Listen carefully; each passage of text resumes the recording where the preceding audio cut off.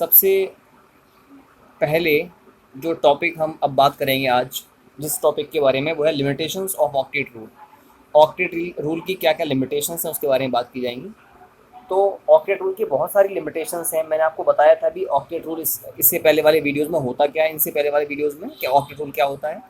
Octet rule के according जब भी कोई एक एलिमेंट दूसरे एलिमेंट से कंबाइन करता है तो कंबाइन करने के बाद वो हमेशा कोशिश करेगा कि उसके आउटर मोस्ट शेल में 8 इलेक्ट्रॉन्स हो जाएं।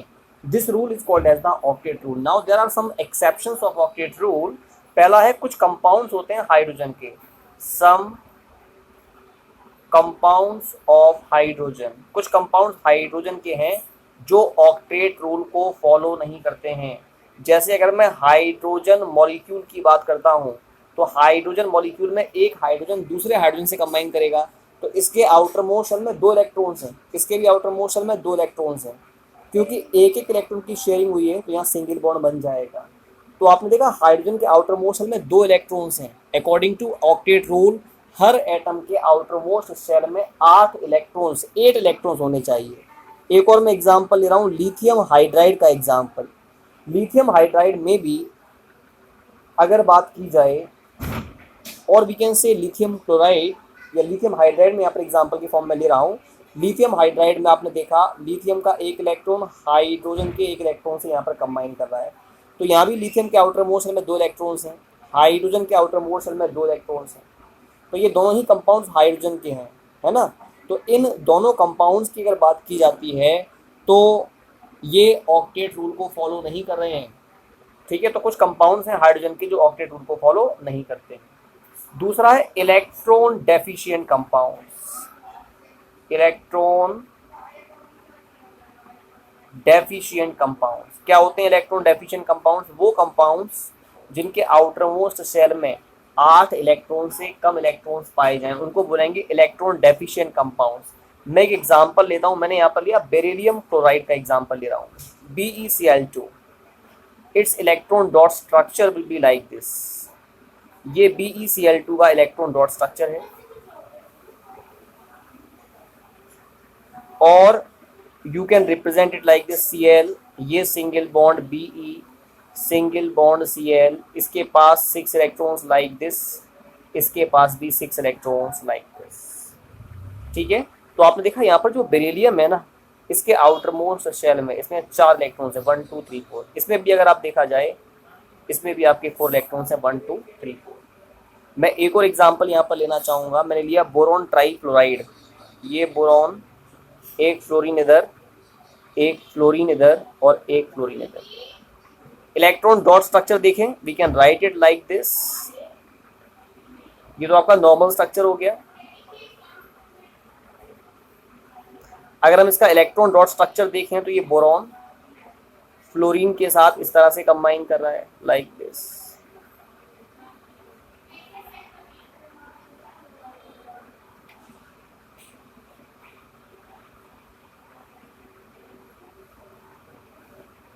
तो आप देखें यहाँ पर जो बोरॉन है ना, इसके पास 1 2 3 4 5 6, इसमें भी 6 इलेक्ट्रॉन्स।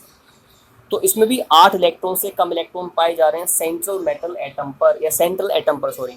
तो ऐसे एलिमेंट्स जिनमें, ऐसे कंपाउंड जिनमें किसी भी एक एलिमेंट पर 8 से कम इलेक्ट्रॉन्स पाए जाते हैं उनको बोलते हैं इलेक्ट्रॉन डेफिशिएंट कंपाउंड। तो electron deficient compounds are the examples of the, we can say they also are the exceptions from the octet rule.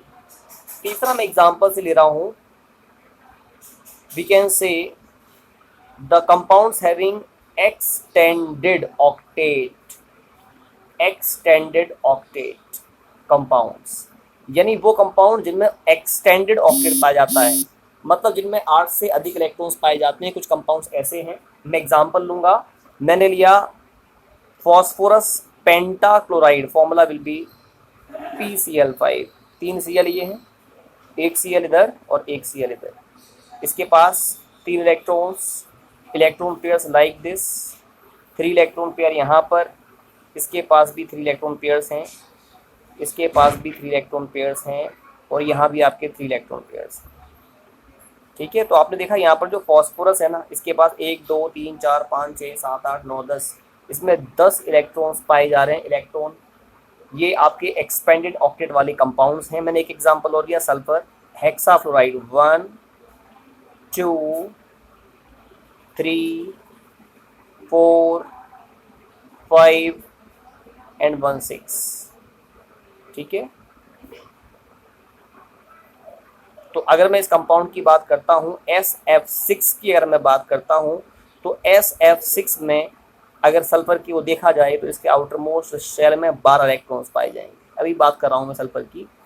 आप इसमें देखें एक बॉन्ड में 2 इलेक्ट्रॉन्स है तो 1 2 3 4 5 6 7 8 9 10 11 12, इसमें 12 इलेक्ट्रॉन्स पाए जा रहे हैं। ये एक्सटेंडेड ऑक्टेट वाला कंपाउंड है।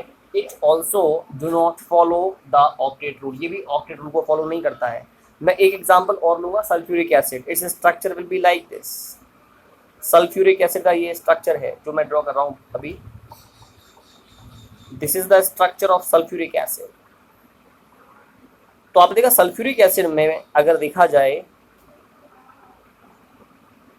तो सल्फर के पास कितने इलेक्ट्रॉन है, 1 2 3 4 5 6 7 8 9 10 11 12, इसमें भी 12 इलेक्ट्रॉन्स हैं। तो अकॉर्डिंग टू ऑक्टेट रूल हर एटम के पास 8 इलेक्ट्रॉन्स होने चाहिए। यहाँ पर आपने देखा एक्सटेंडेड ऑक्टेट वाले जो कंपाउंड्स हैं उनमें 8 से अधिक इलेक्ट्रॉन्स पाए जा रहे हैं, मोर देन 8 इलेक्ट्रॉन्स पाए जा रहे हैं। It is also not following the octet rule, ये भी आपका ऑक्टेट रूल को फॉलो नहीं कर रहा है। इसके बाद next example is compounds containing odd electrons, मतलब ऐसे कंपाउंड्स जिनमें ऑड इलेक्ट्रॉन्स पाए जाते हैं। मैं उन कंपाउंड्स की बात करना चाहूंगा। जैसे हमने नाइट्रिक ऑक्साइड की बात की है, नाइट्रिक ऑक्साइड का फॉर्मूला ये होता है N डबल बॉन्ड O 1 2 3 4। आपने देखा इस कंपाउंड में नाइट्रोजन के पास ऑड इलेक्ट्रॉन है, तो ऑड इलेक्ट्रॉन होने के कारण ये भी ऑक्टेट को फॉलो नहीं कर रहा है। 1 2 3 4 5 6 7 इलेक्ट्रॉन्स यहाँ पर पाए जा रहे हैं। It is also not following the octet. ये तो नाइट्रिक ऑक्साइड है NO। एक होता है nitrogen dioxide, it's formula will be like this.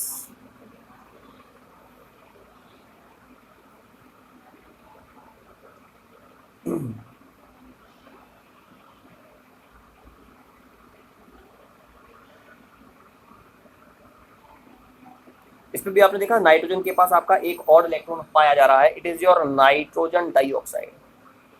तो ये जो नाइट्रोजन डाइऑक्साइड है ये भी आपका ऑक्टेट रूल को फॉलो नहीं करता है। ठीक है, तो आपने देखा जो ऐसे कंपाउंड्स जिनमें किसी भी एक एटम पर ऑड इलेक्ट्रॉन्स पाए जाएंगे वो भी ऑक्टेट रूल को फॉलो नहीं करते हैं। Last exception of octet rule is compounds of noble gases. Compounds of noble gases, जो आपके नोबल गैसेस के कंपाउंड्स होते हैं। वैसे तो नोबल गैसेस जनरली कंबाइन नहीं करती हैं, लेकिन इसके कुछ कंपाउंड्स नोन हैं। जैसे मैं एग्जांपल लूँ, मैंने लिया XeF2, मैंने लिया krypton KrF2 krypton difluoride, XeF4, ठीक है, xenon tetrafluoride, XeF6 xenon hexafluoride etcetera. ये कंपाउंड्स हैं आपके नोबल गैसेस के, तो ये भी आपके ऑक्टेट रूल को फॉलो नहीं करेंगे। मैं स्ट्रक्चर ड्रॉ कर रहा हूँ। आपने XeF2 का स्ट्रक्चर लिया, इट इज लाइक दिस।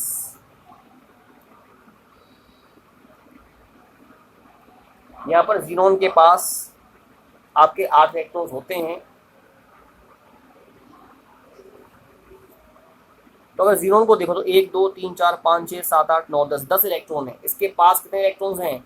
इसके पास 10 इलेक्ट्रॉन्स हैं। ये भी आपका ऑक्टेट रूल को फॉलो नहीं कर रहा है। एक मैं ले रहा हूँ जीनोन टेट्राफ्लोराइड XeF4। अगर इसकी बात की जाए तो यहाँ पर ये 2 लोन पेयर हैं लाइक दिस।